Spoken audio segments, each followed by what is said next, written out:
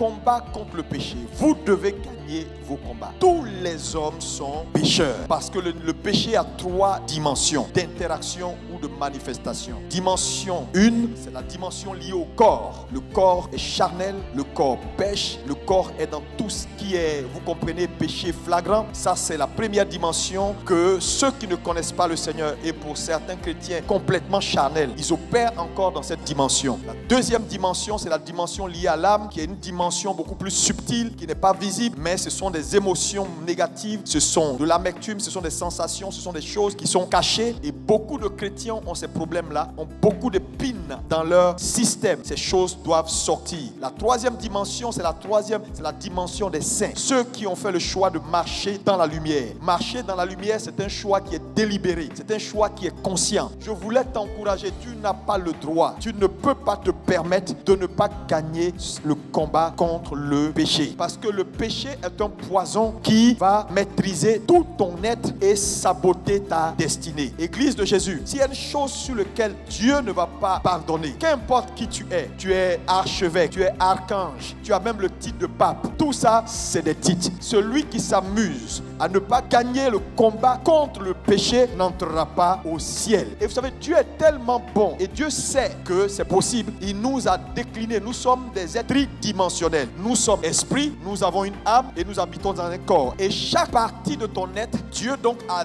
dimensionné ta vie liée à chaque partie de ton être. C'est-à-dire, il y a le domaine charnel qui est le corps. Donc, quand tu donnes ta vie à Jésus, cette dimension-là, Dieu a fait déjà un travail à la croix de Golgotha pour maîtriser le corps. La Bible dit le corps crucifié à la chair. Donc, quand tu donnes ta vie à Jésus, cet aspect de ton corps, Dieu l'a maîtrisé à la croix. Donc, tu ne peux pas dire, ce n'est pas possible de sortir des choses charnelles. Pourquoi? Dieu a la réponse pour te dire, mais je l'ai déjà fait. À Golgotha, il y a 2000 ans, j'ai crucifié la chair. Donc, personne ne peut dire, c'est trop compliqué, pasteur, de vivre sans laisser son corps prendre le dessus. Je veux que tu prennes conscience que le prix a été payé et pour le niveau 1, lié à ton corps physique, Jésus a payé le prix. Maintenant, quand tu as donné ta vie à Jésus, c'est ce premier niveau-là que Dieu règle. Maintenant, avec le sérieux, avec le choix d'aller en eau profonde avec Dieu, arrive au deuxième niveau. Lorsque tu reçois le baptême dans le Saint-Esprit, dans ta marche avec Dieu, et tu commences à aller véritablement en eau profonde, Dieu attaque le deuxième niveau, qui est le niveau de ton âme. À ce niveau-là, Dieu fait un travail de purification. N'oubliez pas, au niveau 1, Dieu fait un travail de crucifixion. Au niveau 2,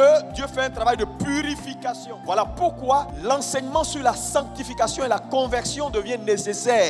Parce que donc, l'enseignement sur le salut est important pour amener les gens à entrer dans la maison et à passer le premier niveau, c'est-à-dire à se revêtir de l'homme crucifié. Deuxième chose, quand tu es maintenant né de nouveau et que tu as pris conscience que la chair est crucifiée et que désormais tu peux vivre en nouveauté de vie, alors par tes choix de respecter la parole et de laisser la parole te remplir, tu passes au deuxième niveau qui est la sanctification de ton âme. À ce niveau-là, Dieu par sa parole va purifier ton âme des mauvaises sensations, de tout ce qui a été fait comme investissement durant tout ton passé, qui est resté dans la mémoire de ton âme. Tu vas purifier ton âme, donc ton sérieux. Donc vous voyez que le deuxième niveau dépend de toi et de ton acceptation de la parole et du choix que tu fais de dire je veux être un enfant de Dieu. Le problème réel à ce niveau, c'est que la majorité des gens viennent à l'église, quand ils ont donné leur vie à Jésus, ils s'arrêtent là. Pour la deuxième étape, ils ne veulent pas faire d'effort. Parce que là, au niveau de la deuxième étape, ce n'est pas Dieu qui va descendre faire ça. Il a fait pour la première étape, il est mort, il a crucifié la chair. Il le fera pour la troisième étape pour toi, mais la deuxième étape qui est intermédiaire, cela est de ta responsabilité. Le problème, c'est que entre la première étape où Dieu a fait, où on n'a qu'à accepter l'œuvre salvatrice par la foi, ok,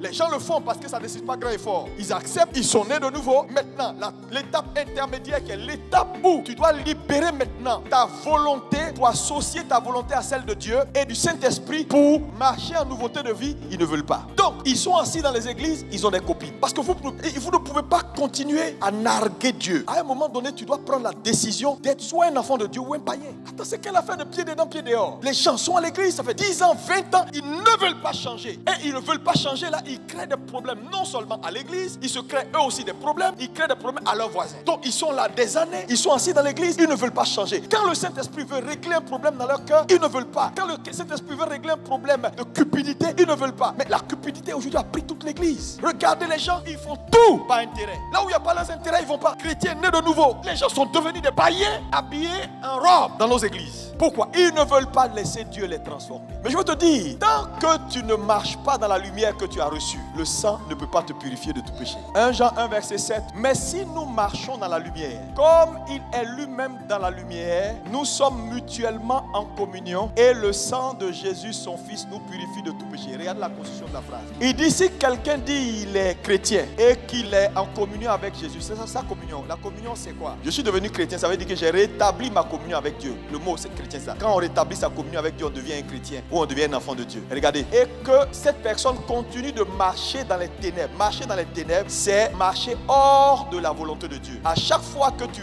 vis et ta vie n'est pas conforme à la volonté de Dieu, tu es dans les ténèbres. Il dit, celui-là qui marche dans les ténèbres, nous mentons. C'est un menteur. Donc il utilise un grand mot. Et vous savez avec moi qu'il est écrit que les menteurs n'iront pas au ciel. Donc c'est un menteur. Et il dit, tu ne pratiques pas la vérité. Il revient pour te dire que ce que tu fais là, ce n'est pas la vérité. Maintenant, il dit mais. Le mais veut, voilà ce qui est la vérité là qui est en bas.